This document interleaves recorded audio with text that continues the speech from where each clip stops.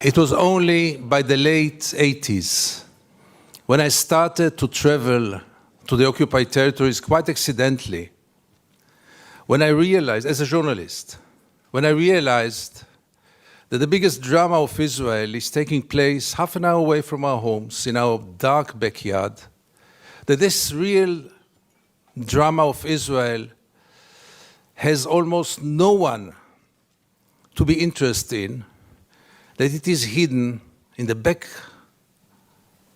of Israel, half an hour away from our homes. All those crimes are taking place, and we Israelis, most of us, if not all of us, do not want to know, do not know, and above all, do not care. Had surrounded itself with shields, with walls, not only physical walls, but also mental walls. I don't want to get into it because it's another lecture, but I'll just give the 3 principles which enable us Israelis to live so easily with this brutal reality. A, most of the Israelis, if not all of them, deeply believe that we are the chosen people. And if we are the chosen people, we have the right to do whatever we want. B, there were more brutal occupations in history. There were even longer occupations in history, even though the Israeli occupation gets to quite a nice record. But there was never in history an occupation in which the occupier presented himself as the victim. Not only the victim, the only victim around. This also enables any Israeli to live in peace because we are the victims. The other day, Professor Falk spoke about this dual strategy of Israel of being a victim on one hand and manipulating on the other hand. After what happened in Paris and in Copenhagen with the terror attacks, Benjamin Netanyahu came with the notion all the Jews must come to Israel. It's the safest place for the Jews in the world. It's a shelter for the Jews in the world. Which is wrong, because Israel is today the most dangerous place on earth for Jews, but let's put it aside. It was only 24 hours later when he said Israel is an existential threat under the Iranian bomb. And I asked myself, how can you dare call Jews to come and to join this suicidal project when the Iranians are going to bomb us? Your life is going to change now. Going to bomb us?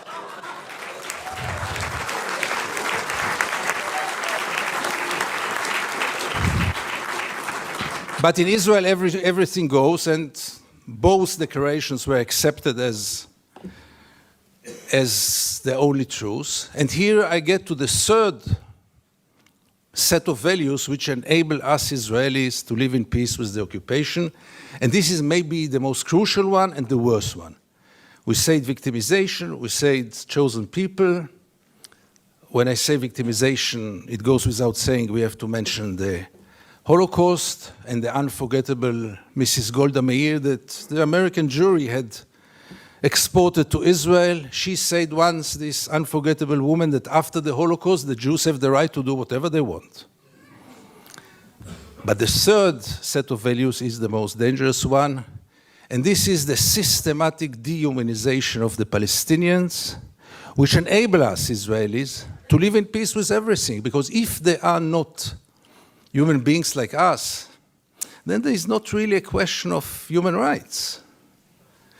And if you scratch under the skin of almost every Israeli, you will find it there. Almost no one will treat the Palestinians as equal human beings like us. I once wrote that we treat the Palestinians like animals, and I got so many protest letters from animal rights organizations. Rightly so.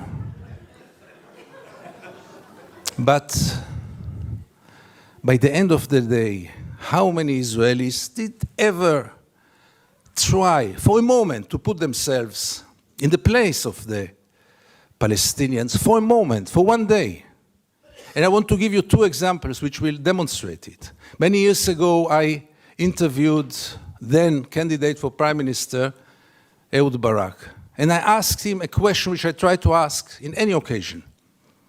Mr. Barak, what would have happened if you would have been born Palestinian? And Barak gave me then the only honest answer he could give me. He said I would have joined a terror organization. What else would have he done? Would he become a poet? He doesn't know to write poems. Would he become a pianist? He's quite a bad pianist, and I doubt if he would have become a collaborator, because he is a fighter. And it became a scandal, because how can you dare to put Ehud Barak to think what would have happened if he would have become a Palestinian? And the second incident, briefly, Second Intifada, the city of Jenin, the most closed city in the West Bank, real total siege. I go out from Jenin, I come to the checkpoint, a Palestinian ambulance is parking there with the red lights. I stand after him, no cars can get out of Jenin in those days, no cars can get in, and I wait. The soldiers are playing backgammon in the tent.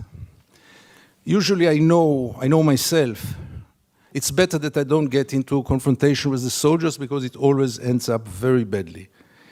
So I stayed in the car. But after 40 minutes, I couldn't take it.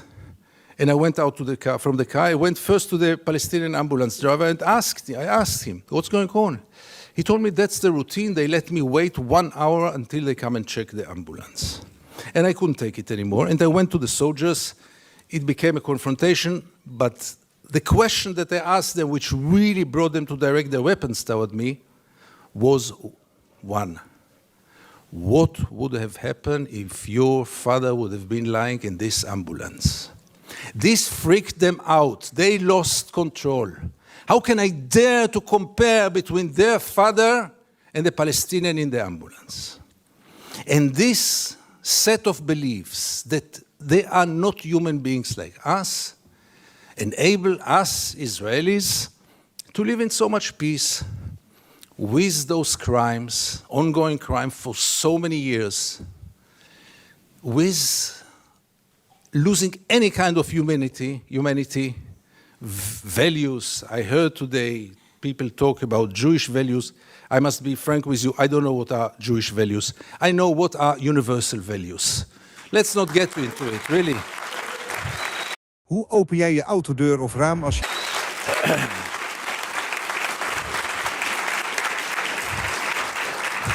There are very clear universal values. And there is a very, very clear international law. But for most of the Israelis, international law is very important. But not for Israel. Israel is a special case. Why is it a special case? And again, you get with all those set of values, with this living in denial. And here I want to get back to the topic of our panel. Is it good for Israel? No, it's very corrupting. Because as long as the United States enable Israel to continue, obviously the Palestinians are the first and direct, unbelievable victim of it. But by the end of the day, what will Israel be after all those years? What is it already today? Where does it direct to? And things are getting worse and worse.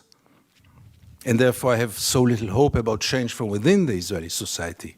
Because things, as you might know, are going more and more to the nationalistic, militaristic, religious direction, with very little hope that change will come from within. Why would Israelis go for a change? What incentive? Why would they bother? Life is so good.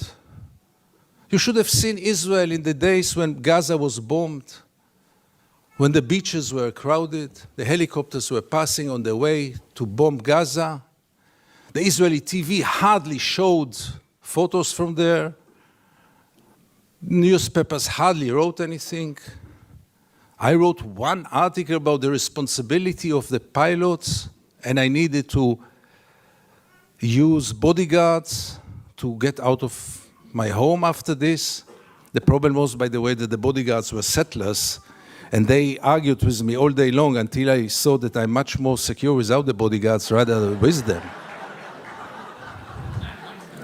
But the last war in Gaza, and this will be my final remarks, the last war in Gaza taught us also that Israel, which has 3 regimes today, maybe the only country, the only state in the world with 3 regimes, one for the Jews, one for the Arab citizens, and an apartheid regime in the West Bank and Gaza, one of the most brutal and cruel tyrannies in the world. But even for the facade, even for this democracy, which I always thought is a democracy for its Jewish citizens, I realized last summer that it is a democracy for its Jewish citizens, but only if they think like the majority. And therefore, and by this I want to conclude, I want to tell you all that few of us, very few, much too few, but few of us are looking to the West, Europe, and then United States, with a great hope, because we lost hope in Israel. Thank you very much. From breaking news, detailed